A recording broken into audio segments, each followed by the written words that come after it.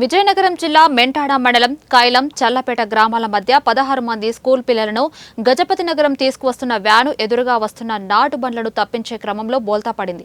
ఈ ప్రమాదం ఒక విద్యార్థికి స్వల్ప గాయాలయ్యాయి. డ్రైవర్ ఫోన్ మాట్లాడుతూ వాహనం నడపడం వల్లనే ప్రమాదం జరిగిందని పిల్లల తల్లిదండ్రులు ఆరోపిస్తున్నారు. ఈ ప్రాంతంలో స్కూల్ పిల్లలను తరలిస్తున్న ప్రైవేటు వాహనాలు పరిమితికి మించి పిల్లలను తరలిస్తున్న అధికారులు పట్టించుకోవడం లేదని పలువురు ఆరోపిస్తున్నారు.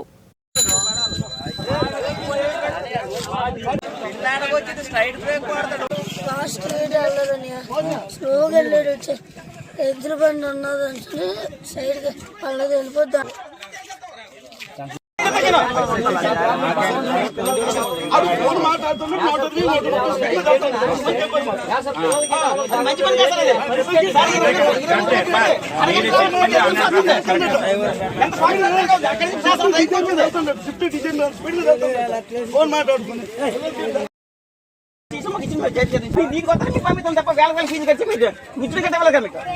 అది ఎంత మంచి చెప్పండి.